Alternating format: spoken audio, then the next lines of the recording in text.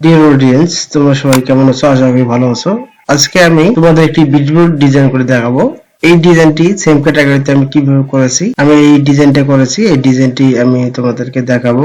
তো এই ডিজাইনটি করতে আমি কি কি ইউজ করেছি সেগুলো নিয়ে তোমাদের আলোচনা করবো এবং প্র্যাকটিক্যালি একেবারে হাতে নাতে শেখাবো। তো এই জন্য তোমাদের অবশ্যই ধৈর্য সহকারে এই ভিডিওটি দেখতে হবে। কোনো জায়গায় স্কিপ করলে অবশ্যই তোমরা এই ডিজাইনে কিছু বুঝতে পারবো না। এই জন্য তোমরা অবশ্যই শুরু থেকে শেষ পর্যন্ত দেখবা। যাদের হাতে সময় আছে আর যাদের হাতে সময় নেই তারা ওয়ার্কআউট করতে পারো। চলে যাচ্ছি। তো সর্বপ্রথম এই ডিজাইনটি করতে গেলে আমাদের একটি ফরম্যাট নিতে হবে বা পেজ সাইজটা নিতে হবে। বিলবোর্ড ডিজাইন করতে গেলে যে সাইজটা নিতে হবে সেটি এখন নেব। তোমরা ফটোশপ থেকে ফাইলে গেলাম, ফাইল থেকে নিউজে আমরা এই সাইজটি নেব। তো আমরা হাইটটা একটু বাড়াই দেব। আমি অবশ্যই তোমাদের মকআপ শো করে দেখাবো। আমি যেটা রেখেছি তোমরা তোমাদের সাইজ অনুযায়ী রাখবা। তো আমি একটা ইন্টারফেস নিলাম। এই ইন্টারফেসটা মানে এই পেজটা আমি নিলাম। তো এই পেজে আমি এই ডিজাইনটি আমি করব। তো যাই হোক, ডিজাইনটি করতে গেলে সর্বপ্রথম যে ব্র্যান্ড আছে, আমার ব্র্যান্ড হচ্ছে শু। সো এই শুটা আমি যে রাখবো এটা হচ্ছে আমার প্রোডাক্টস। এই প্রোডাক্টস এর উপর ডিপেন্ড করে আমাকে এই ব্যাকগ্রাউন্ড কালারটা ম্যাচ করতে হবে। তো আমি প্রোডাক্টের উপর ডিপেন্ড করে আমি ব্যাকগ্রাউন্ড কালারটা আমি ম্যাচ করে নিলাম।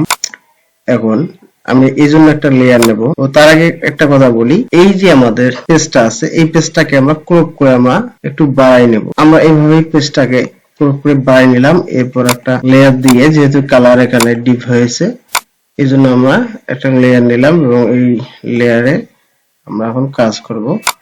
এই লেয়ারের কালারটা আমরা নিব। তো তার আগে আমরা যেহেতু লেয়ারের কালারটা আমরা পরে নেই, আমার প্রোডাক্টসটা নিয়ে আসি। যে প্রোডাক্টসের কালার অনুযায়ী আমরা ব্যাকগ্রাউন্ড কালার নেব। প্রোডাক্টটা এখন আমরা নিয়ে আসি। যেহেতু আমি এখানে প্রোডাক্টটা এখানে নিয়েছি, তো আমি এই প্রোডাক্টটি আমি এখান থেকে নিয়ে যাচ্ছি। তো এই প্রোডাক্টটা এখান থেকে আমি নিয়ে গেলাম, নিয়ে যে এখানে আমি রাখলাম। আমি চাইলে একটু বাড়াই দিতে পারি। কন্ট্রোল টি চেপে আমি অল্টার শিফট চেপে এটাকে বাড়াই কমাই নিলাম। আপনারা সেভাবে নেবেন। এরপর আসলে আমাকে ব্যাকগ্রাউন্ডের কাজ করতে হবে। তো আমি এই যে প্রথম যে লেয়ারটা নিয়েছি এই লেয়ারটাকে আমি ব্যাকগ্রাউন্ড কালার করব। এখান থেকে রাইট ক্লিক করলাম, আবার দেখাচ্ছি। এখানে রাইট ক্লিক করলে ব্যান্ডিং অপশন আসে। এখানে যদি আমরা ক্লিক করি এখান থেকে আমরা গ্রেডিয়েন্ট কালারে যাব। তো গ্রেডিয়েন্ট কালার থেকে এখন আমরা কালারটি ম্যাচ করে নেব। তো যাই হোক, আমি এখন কালার ম্যাচ করব। তো আমি শুরুতে আমি ইয়েলো কালারটা দিচ্ছি, যেহেতু আমার ইয়েলো কালার দরকার। ইয়েলো না, সরি, গোলাপি কালার, যেটা অরেঞ্জ কালার যেটা বলে, সেটি আমার দরকার। এরপর আমি নিলাম এই শু থেকে আমি কালারটা নিচ্ছি, কিন্তু আর প্রোডাক্টস থেকে, ঠিক আছে। মাস্কারটা আমি সাদা রাখলাম, ওকে দিলাম।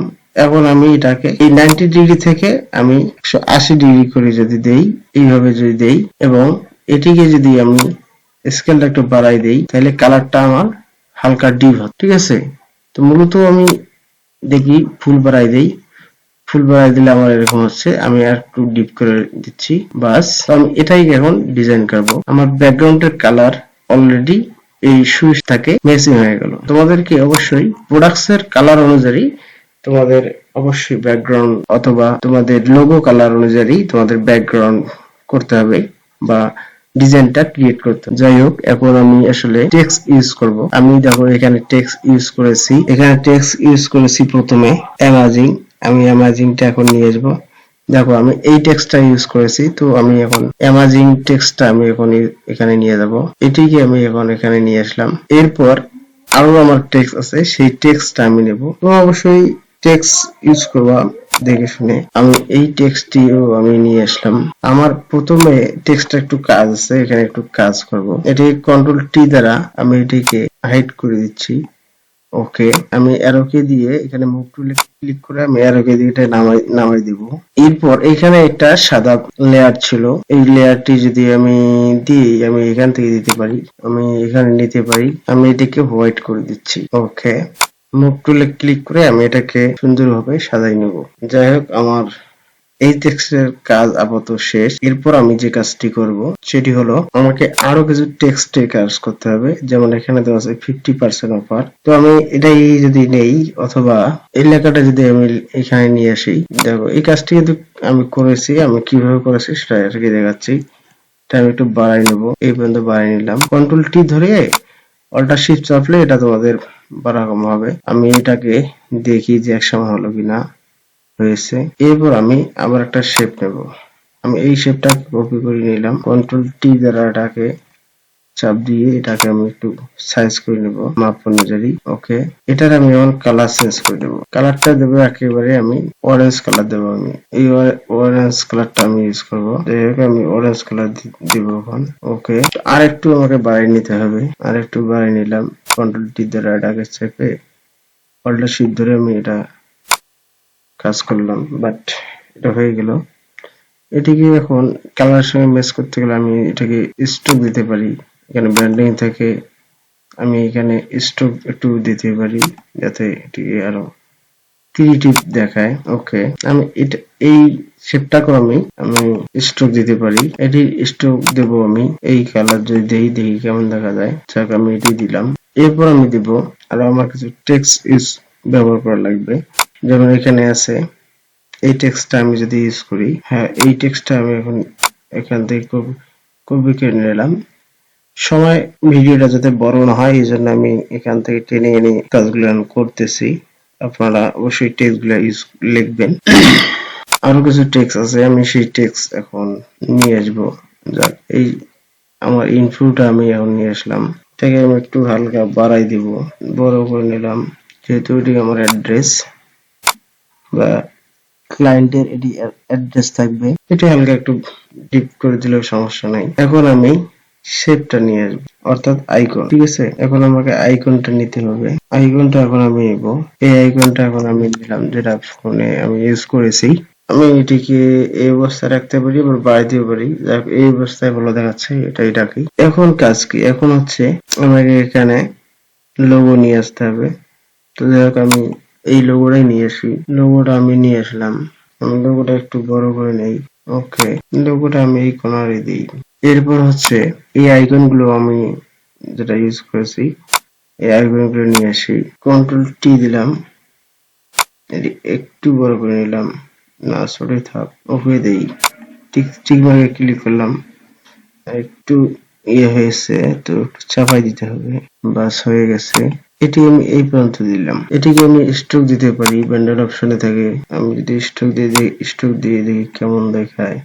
এটিকে হোয়াইট করে দিলাম, স্ট্রোকটা একটু কমাই দিই। তো আমি সর্বপ্রথম যে কাজটি করেছি, আমার শুটা যে প্রোডাক্টটা রয়েছে, এই প্রোডাক্টটা অবশ্যই একটু বড় করলে ভালো হয়, যেহেতু এটাই আমার মূল উদ্দেশ্য।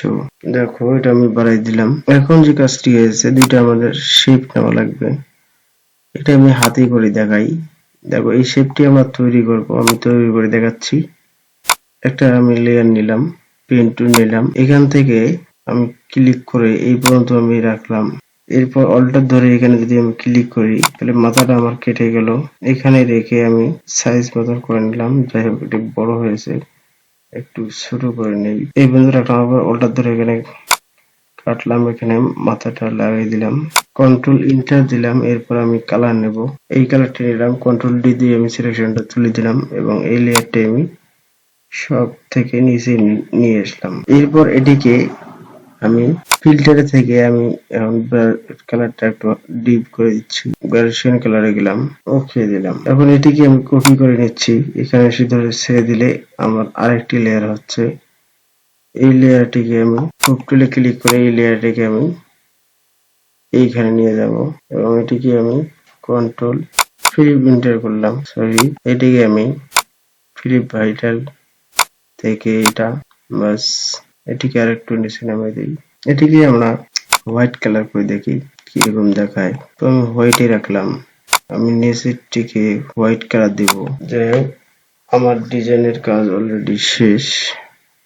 তো আমি এটিকে একটু আমি আগাই দিব এবং এটিকে একটু আমি ঘুরাই দিতে পারি, এভাবে না এভাবে দিতে পারি, এভাবে রাখলাম। দেখো, আমার ডিজাইনের কাজ শেষ। এবার আমি আপনাদের এটাকে মকআপ করে দেখাচ্ছি। প্রথমে আমি এটাকে সেভ দিলাম, জেপিজি ফাইলে আমি সেভ দিলাম। ডেস্কটপে সেভ করি, যেহেতু আমি এটা দেখার উদ্দেশ্যে করলাম। আমার এটি সেভ হয়েছে। তো এখন আসলে যে কাজটি করতে হবে, আমি এখন মকআপ, এটি হচ্ছে মকআপ। তো আমি মকআপ শো করি। তো আমার ডেস্কটপে আছে, যেহেতু এই ডিজাইনটা আমি করলাম, টিক মার্ক দিলাম। এরপর আমি কন্ট্রোল এস দিয়ে সেভ করব। একটু লোড হচ্ছে।